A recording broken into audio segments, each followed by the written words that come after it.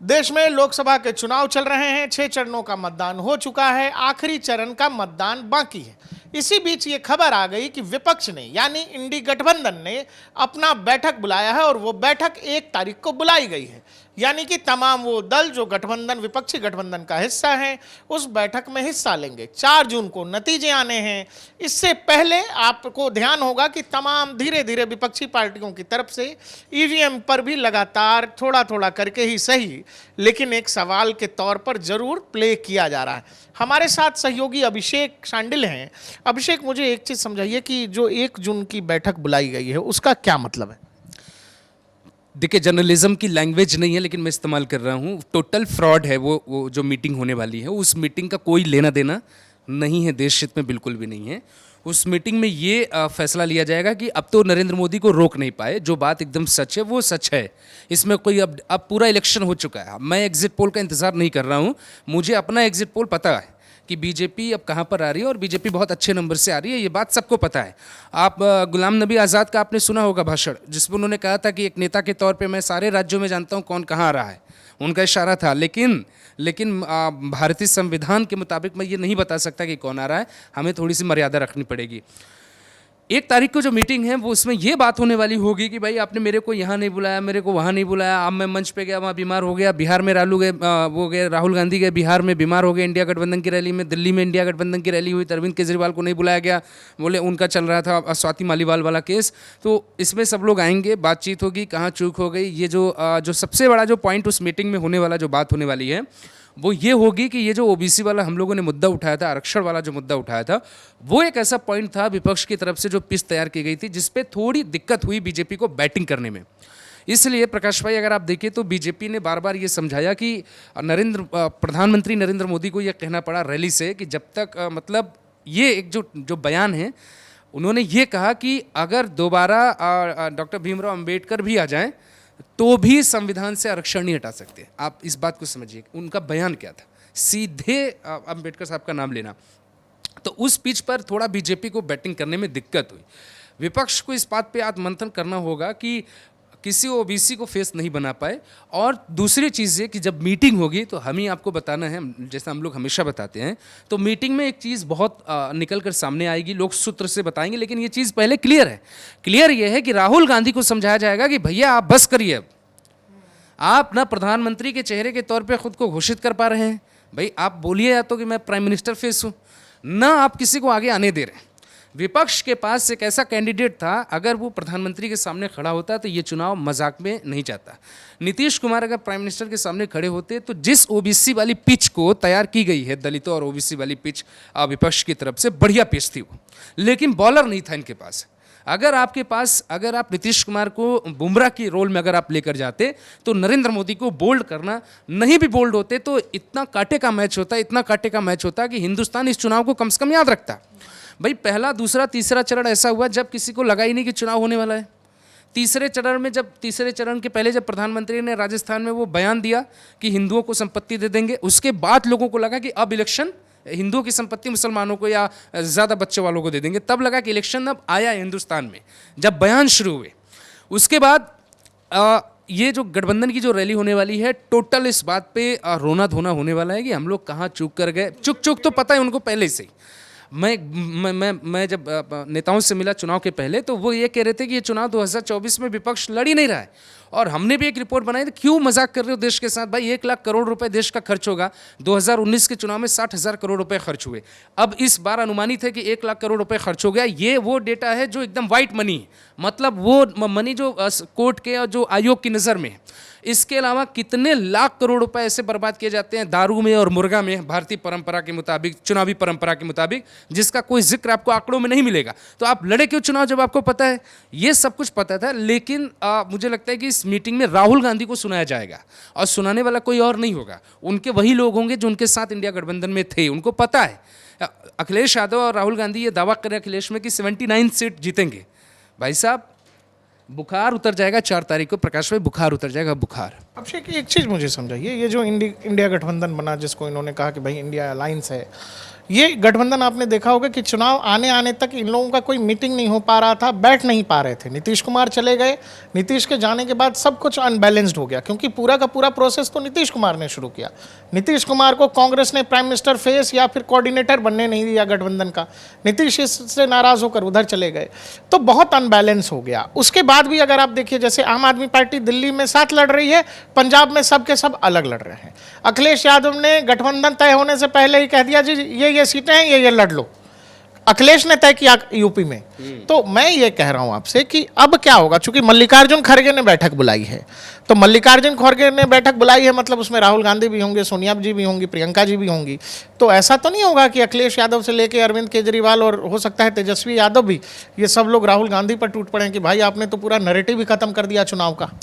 देखिए, अगर कोई भी राजनीति में, जो मेरी समझ कहती है कि कोई भी बॉस, अगर पॉलिटिकल बॉस ऐसा है जिसको आपकी बुराई से और आपकी तारीफ से कोई फ़र्क खास नहीं पड़ता है, वो उसको मैं ठीक समझता हूँ। मैं नरेंद्र मोदी को उस कैटेगरी में रखता हूँ कि आप बुराई भी करिए, तारीफ भी करिए, कोई उनको फ़र्क नहीं पड़ता, उनको अपना एजेंडा पता है।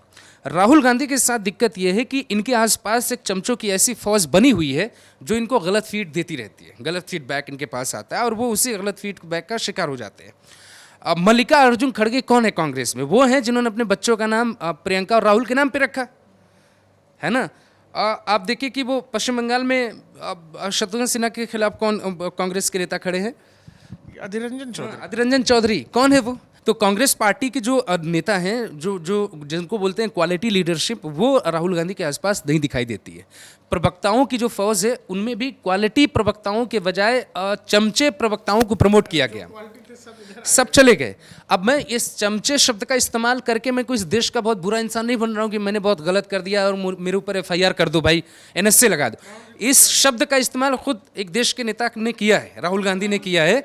पत्रकारों को चमचा बोल दिया और जो महिला पत्रकार है उनको चमची बोल दिया, ठीक है। अब राहुल गांधी से तो ये तो पूछ नहीं सकता कि भाई स्त्रीलिंग पुरुषलिंग क्या होता है हिंदी में, आप आकर बताइए। चमचा चमची जो आप कर रहे हैं, अब उनको ये देखना है कि उनके आसपास कितने चमचा और चमची हैं। जब आप ये नहीं देखोगे तो आप मजाक में चुनाव मत लड़िए। और मैं भी देश की जनता से कहूँगा कि ये जो पॉलिटिकल प्रोपेगेंडा और एजेंडा बनाया गया, र्यूमर पॉलिटिक्स जिसको कहते हैं, जो र्यूमर पॉलिटिक्स हैदराबाद में बीजेपी ने माधवीलता को लेकर बनाया, वही र्यूमर पॉलिटिक्स पूरे उत्तर भारत, दक्षिण भारत और भारत में कांग्रेस ने बनाया, विपक्ष ने बनाया। हकीकत इनको ये भी पता था कि रायबरेली से भी इनकी सीट फंसी हुई है, कन्नौज से अखिलेश यादव की सीट फंसी हुई है, डिम्पल से मैनपुरी फंसी हुई है, सारे मतलब बड़े लोग फंसे हुए जिनके पीछे एक पॉलिटिकल विरासत खड़ी है। अब आप कह रहे हो कि नरेंद्र मोदी को हराएंगे, तो ये एक बहुत झूठा सपना है और अब बहुत कम वक्त बचा है। आज बातचीत कर रहे हैं हम लोग 28 तारीख है शायद, है ना, 28 तारीख है, 4 को नतीजे आ जाएंगे। 5, 6, 7 दिन का वक्त बचा है। किसका झूठा सपना, किसकी बातें झूठी, देख लीजिएगा। ये जो पूर्वांचल में आप बताइए क्या हो गया आज? भाई मैदान में लड़ाई आज नहीं लड़ी जाती, लड़ाई लड़ी जाती है पहले। पूर्वांचल में आप देखिए कि बलिया की एक सीट थी, जो बलिया के दर्शक जुड़े हमारे साथ वो बताएंगे कि ब्राह्मण और ठाकुर के नाम पर वहाँ पे विरोध हो गया बीजेपी का। और ये विरोध अभी नहीं हुआ। ये विरोध कैसे हुआ? ये जो BSP के जो विधायक है वहाँ पे दयाशंकर वाले केस का विरोध है ये। एक जब ब्राह्मण विधानसभा चुनाव में जब खड़ा हुआ तो एक ठाकुर कैंडिडेट के आने की वजह से ब्राह्मण चुनाव हार गए।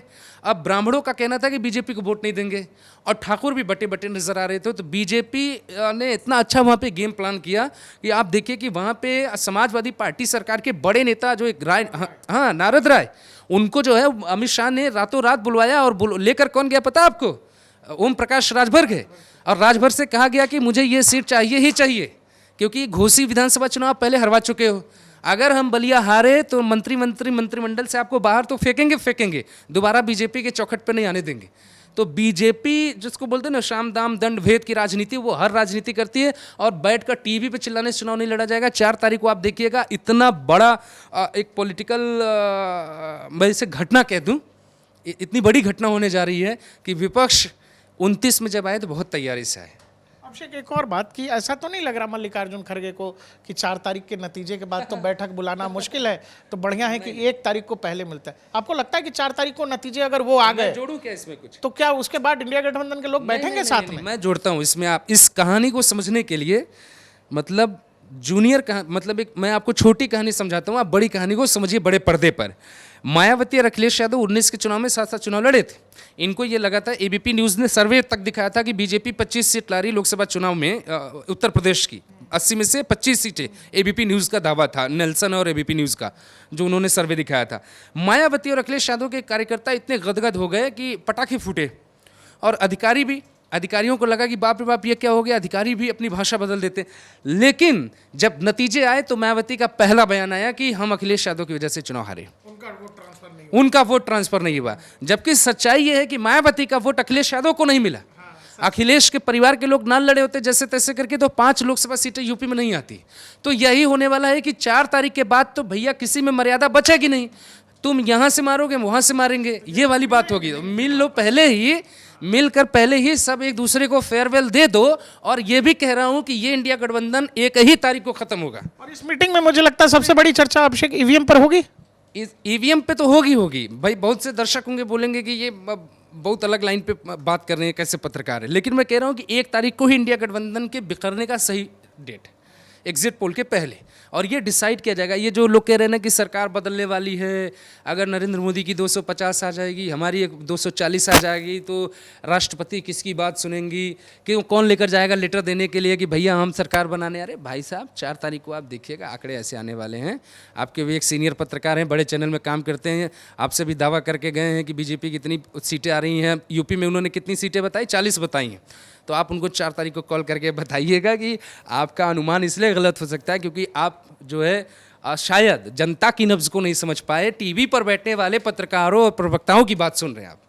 देश के एक बड़े सेफोलॉजिस्ट रहे, बहुत चुनावी आंकड़े देते रहे योगेंद्र यादव साहब। योगेंद्र यादव साहब ने एक मजाक किया है। योगेंद्र यादव बीजेपी का इतना नफरती इंसान है। योगेंद्र यादव को अगर मतलब योगेंद्र यादव जैसे आप मान लीजिए कि आप जो शाजिया इल्मी ने हमारे साथ इंटरव्यू में जो बात बताई, योगेंद्र यादव को बीजेपी से इतनी दिक्कत है कि केजरीवाल बंद कमरे में अगर उनकी कुटाई करवा दे विभव कुमार से, तो योगेंद्र यादव ये नहीं बोलेंगे कि बीजेपी मतलब कि बीजेपी मुझे बचा ले, या बीजेपी सही पार्टी, या बीजेपी से न्याय की मांग करे।